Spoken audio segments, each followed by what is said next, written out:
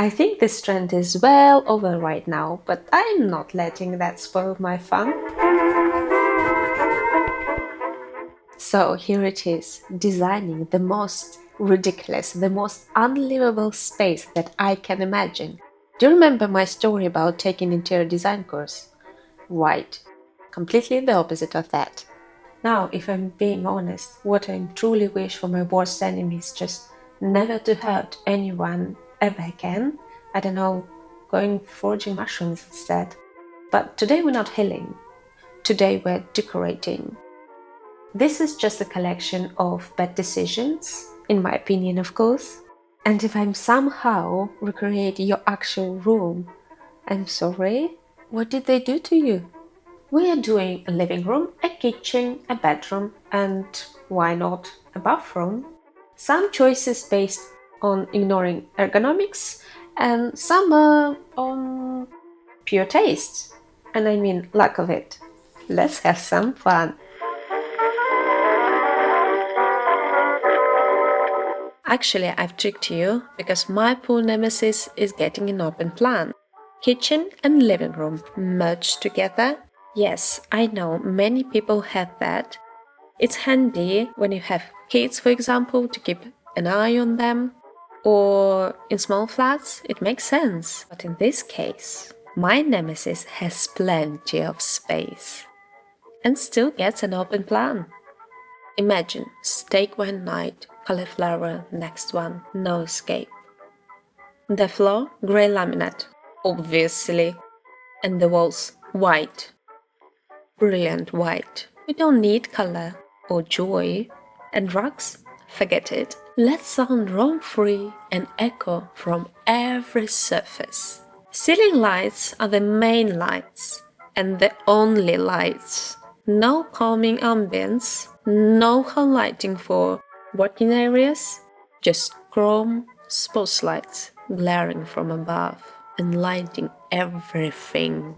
I did decide to be generous and add curtains, well, blinds, vertical ones, like 90s office. One little breeze and tap, tap, tap. One's sanity unravels. The telly, a black abyss on a glass TV stand, perfect for showcasting a full web of tangled wires and never-ending dust. I've added candles too, so it looks like a ritual site for worshipping, well, the black abyss of media. And, of course, the white leather sofa, a classic. It squeaks, it sticks, and it's fashionably low. In fact, it's so low that after one visit, enemies' grandparents will try to forget the way to front door altogether. Unwelcoming? Absolutely. Glass coffee table to show every single fingerprint, every speck of dust. I honestly believe more people have been injured by glass coffee tables than any other piece of furniture. I Google it. It's true. I'm serious, there is an article about that. I think it's worth considering to replace a glass coffee table. Now for the kitchen part. Yes, it's white, of course, but the main event? The worktop. Tiny black tiles with white grout. That grout will be a sponge for every bit of fat, every spill, every mistake one ever made. And it stays there forever. The backsplash matches the countertop, just to remind what it used to look like. And because we're clearly at a war with practicality, open shelves. If you thought the glass coffee table was bad, just wait. Add some clutter, and in no time, it becomes a dust museum. Each item slowly gathering a historic layer of grime for the future generations to study. Plus, we've got a leave, laugh, love, whatever piece. Maybe it's the only thing keeping this homeowner alive. What's a kitchen without a kitchen island, according to posh people? Let's indulge. Definitely metal stools. They're cold in the morning and noisy all the time. The perfect preparation for a cold, cruel world outside. That sad little leave, love, love, whatever poster is feeling long effort, so let's add one more, a small, unframed, black and white generic photo. Like from IKEA, for example, hung way too high, right near the ceiling. We're just hoping that no one notices our lack of taste.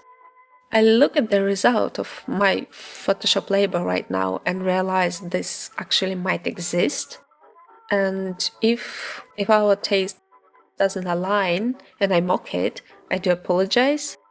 But also I would like to suggest to ask yourself, are you sure you're not punishing yourself?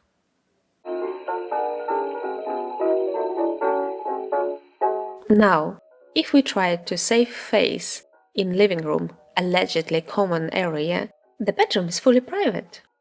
Just for my nemesis. Which means time to go wild. Let's be playful. Like a 3-year-old with a paint set. Yay! Primer colors! Basic red, green and purple together at last. In harmony? No. Bedroom is supposed to be a cozy place, so thick black carpet wall to wall will do. Why? To trap that lovely musty scent forever. Have allergies? Perfect. You won't sleep at all. Have you been touched but leave, love, laugh poster? You will love this. A wall sticker with a motivational quote. Because really, how could one possibly achieve greatness without vinyl lettering telling what to do? Now for the statement piece, the DIY foam mirror. Remember that trend? Someone once looked at the extending foam and thought, yeah, do you too? And listen, I admire the one's vision, but maybe it should be kept to yourself? The essence of hideousness, among beds of course, the heart-shaped bed. Good luck finding sheets for this bad boy. My nemesis wants to be trendy, clearly, but not mainstream. No corn stew here. Instead, a burger as a nightstand. Brutal. For lighting, the usual, one single ceiling fixture, representing, I think, the internal confusion of whoever lives here. A mirrored cabinet completes the look, perfect for adding a glamorous sheen and a notorious visible layer of fingerprints and dust every single day.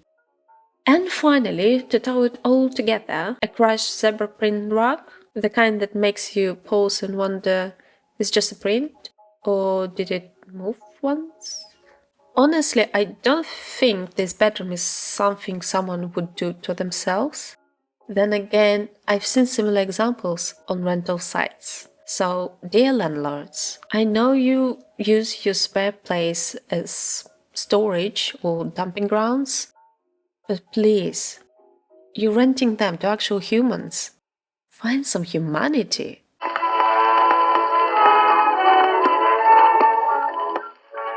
Yes, I made a bathroom too, and no, I hope this exhibit doesn't exist in real life. Let's begin. Tiles, of course, but not just any tiles. Outdated baby blue with flirty pink border. You're welcome. And you guess it, the pizza has a stance, a fluffy carpet. In the bathroom. Do I even need to explain why this is a crime against hygiene? Let's pretend we care about style. A sleek, freestanding bathtub, placed snugly in the corner, so no one can clean behind it. Or just plop it in the center, it doesn't matter. The carpet guarantees mildew anyway. To maintain the unmatching luxury vibe, we've got a shabby chic sink basin.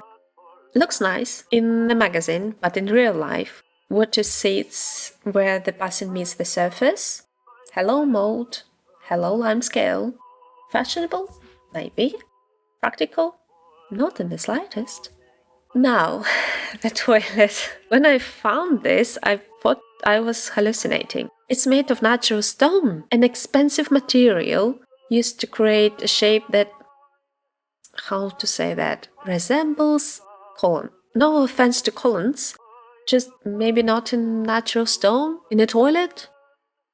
Lightning? Chrome sports lights again. Yes, I'm traumatized. Yes, I despise them. To elevate the bathroom further, I've recreated something that I saw with my own eyes. A full row of mirrors right above the bathtub. Imagine the joy of constantly wiping down the glass. Endless despair.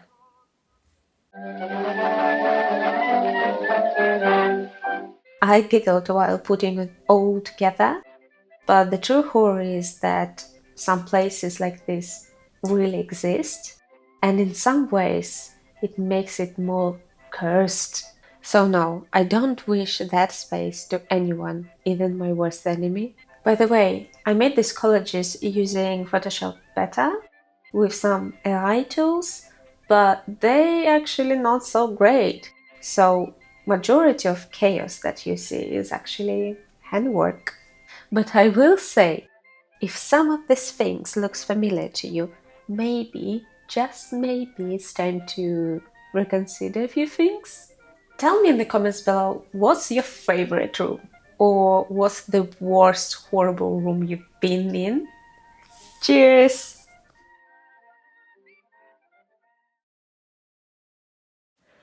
Let's do this. I had a bath yesterday, I promise you. It's time to reconfit. I hope it is fun for you.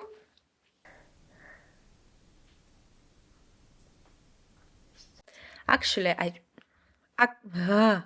Thank you, Tocha, for the tip. He told me to put a sock on the mic to make sound better. Technology.